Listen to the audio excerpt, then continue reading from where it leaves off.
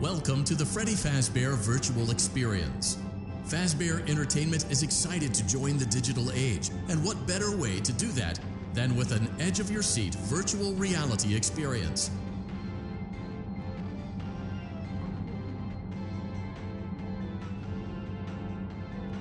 We know that Fazbear Entertainment has developed something of a bad reputation over the last few decades, and while it's true that some stories associated with our name were loosely based on actual events, the majority of them were total fabrications from the mind of a complete lunatic. Lawsuits pending. But we aren't above laughing at ourselves. Ha ha ha. That's why we have recreated many of these completely fictitious scenarios, lies that you've been fed over the last several years, into a hilarious VR game, in the hopes that we can finally move past these childish ghost stories and develop a new relationship with you, as well as your kids. Don't forget the merch, perfect for birthdays. So sit back and enjoy a few scares. Acknowledge that Fazbear Entertainment is not responsible for accidental digital consciousness transference, real-world manifestations of digital characters, nightmares, night terrors, night sweats.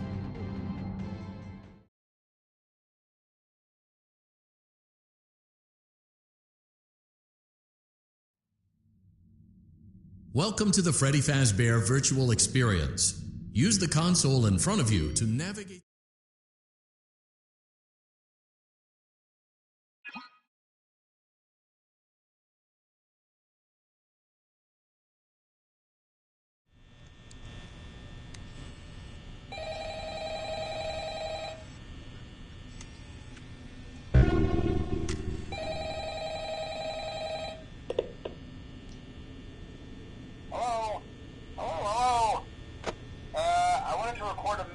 For you to help you get settled in on your first night. I actually worked in that office before you. I'm finishing up my last week now, as a matter of fact, so I know it can be a bit overwhelming, but I'm here to tell you there's nothing to worry about. You'll do fine. So let's just focus on getting you through your first week, okay? Let's see. First, there's an introductory greeting from the company that I'm supposed to read. It's kind of a legal thing, you know. Welcome to Freddy Fazbear's Pizza, a magical place for kids and grown-ups alike, where fantasy and fun come to life. Fazbear Entertainment is not responsible for damage to property or person upon discovering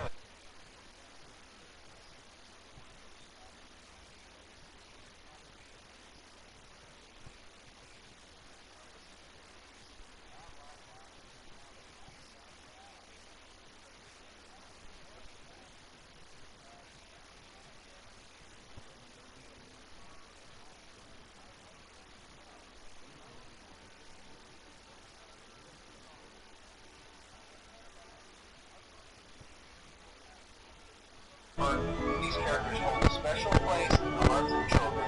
We need to show them a little respect, right? Okay. So just be aware, the characters do tend to wander a bit. They're left in some kind of free-roaming mode at night. Something about their servos locking up if they get turned off for too long. They used to be allowed to walk around during the day, too. But then there was the bite of 87. Yeah. It's amazing that the human body can live without the frontal lobe, you know? Now, concerning your safety, the only real risk to you as a night watchman here, if any, is the fact that these characters, if they happen to see you after hours, probably won't recognize you as a person. They'll most likely see you as a metal endoskeleton without its costume on. Now, since that's against the rules here at Freddy Fazbear's Pizza, they'll probably try to forcefully stuff you inside a Freddy Fazbear suit. Now, that wouldn't be so bad if the suits themselves weren't filled with cross-beams, wired, animatronic devices, especially around the facial area. So you can imagine how having your head forcefully pressed inside one of those could cause a bit of discomfort and death. The only parts of you that would likely see the light of day again would be your eyeballs and teeth that pop out the front of the mask. Yeah, they don't tell you these things when you sign up. But hey, first station of the breeze. I'll chat with you tomorrow. Check those cameras and remember to close the doors only if absolutely necessary. Gotta conserve power.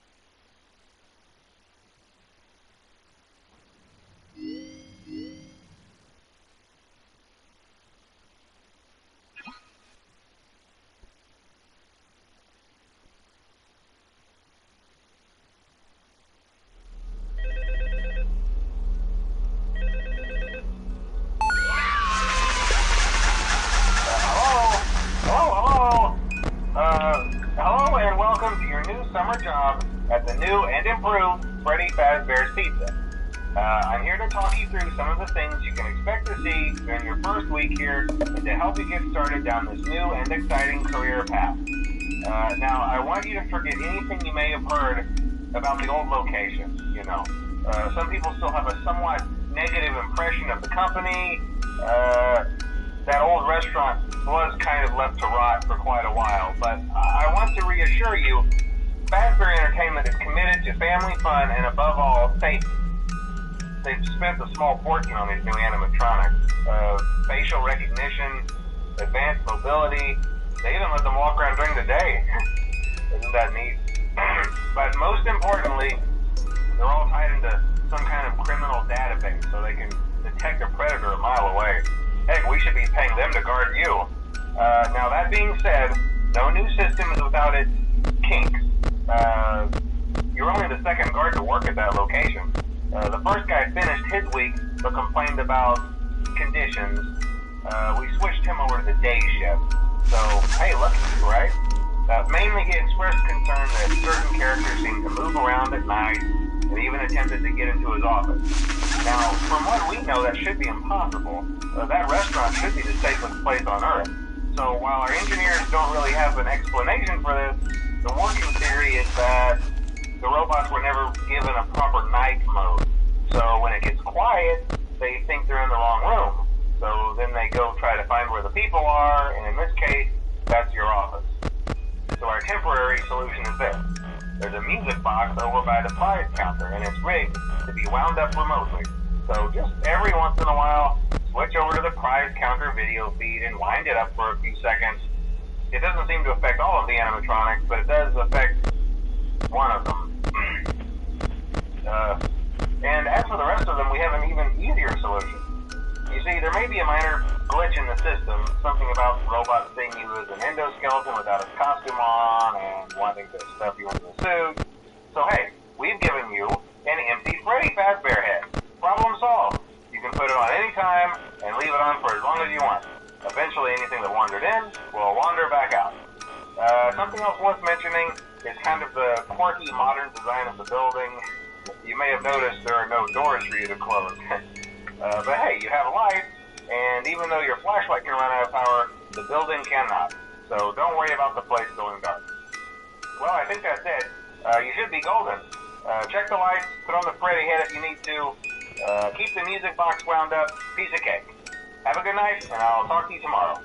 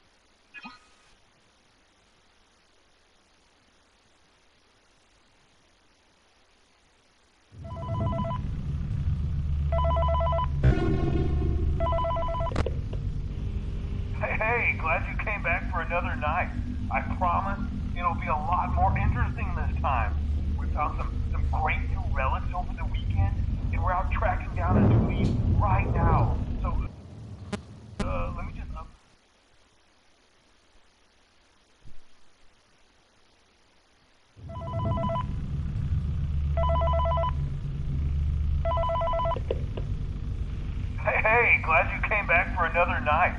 I promise it'll be a lot more interesting this time. We found some great new relics over the weekend, and we're out tracking down a new lead right now. So, let me just update you real quick, then you can get to work. Like, the attraction opens in like a week, so we have to make sure everything works and nothing catches on fire. When the place opens, people will come in at the opposite end of the building and work their way toward you, then past you, and out the exit. Yeah, you've officially become part of the attraction. You'll be starring as a security guard. So not only will you be monitoring the people on the camera as they pass through, you know, to make sure no one steals anything or makes out in the corner, but you'll also be a part of the show. It'll make it feel really authentic, I think. Now let me tell you about what's new. We found another set of drawings, always nice, and a foxy head, which we think could be authentic. Then again, it might just be another crappy cosplay. And we found a desk fan, very old school, metal though. Watch the fingers. Right now the place is basically just, you know, flashing lights and spooky props. I honestly thought we'd have more by now. If we don't have something really cool by next week, then we may have to suit you up in a furry suit and make you walk around saying, boo.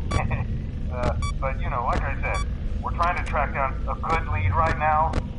Some guy who helped design one of the buildings says it was like an extra room that got boarded up, or something like that. So we're going to take a peek and see what we can find.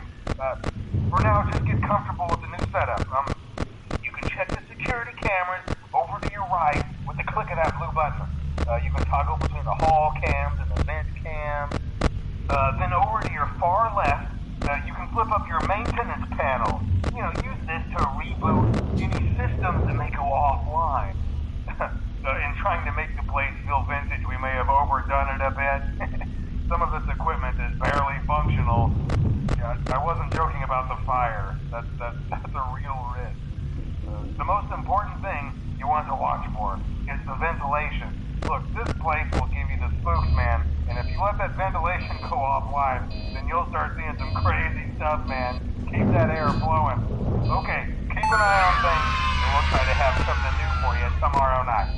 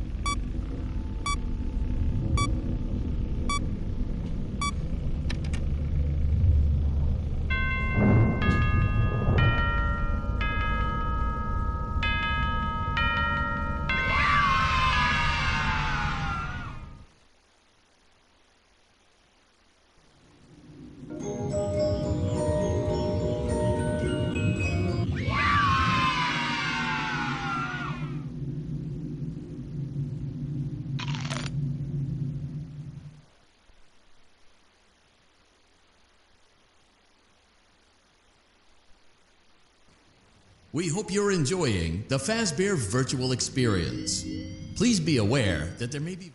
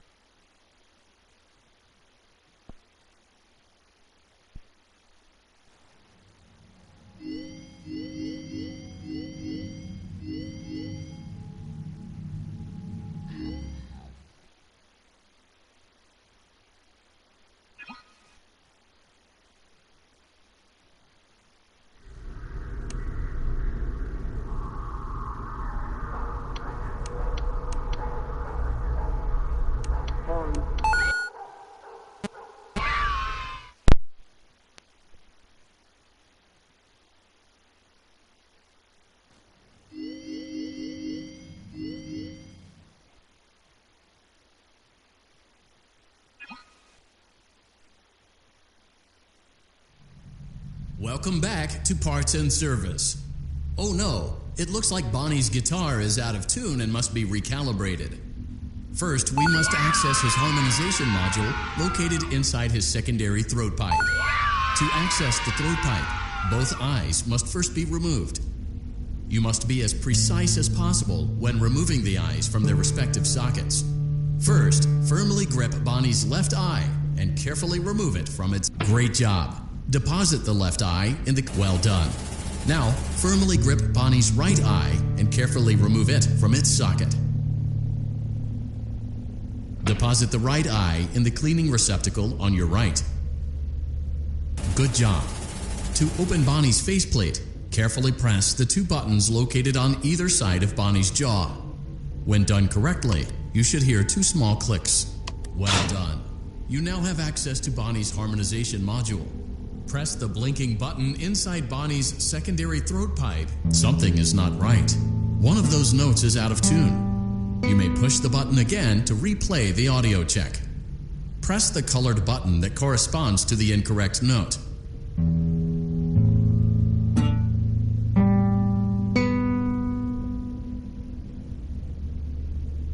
Press the blinking button again to verify your work.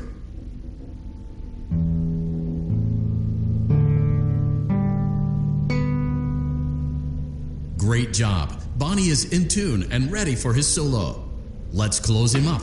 Simply replace both eyes in the same order that you removed them, then close up the faceplate, and we'll call it a day.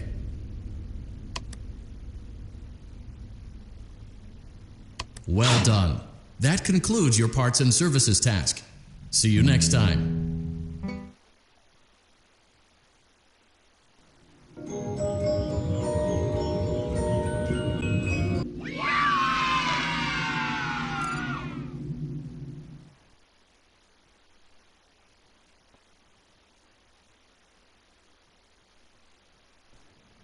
We went to great lengths to create an authentic VR experience, including using scanned photographs for reference. And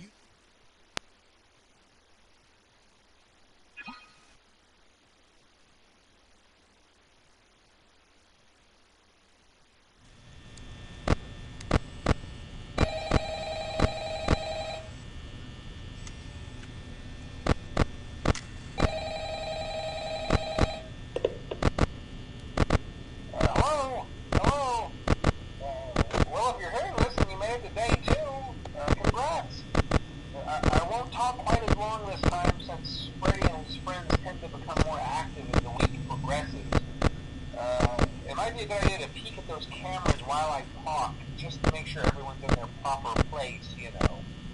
Interestingly enough, Freddy himself doesn't come off stage very often.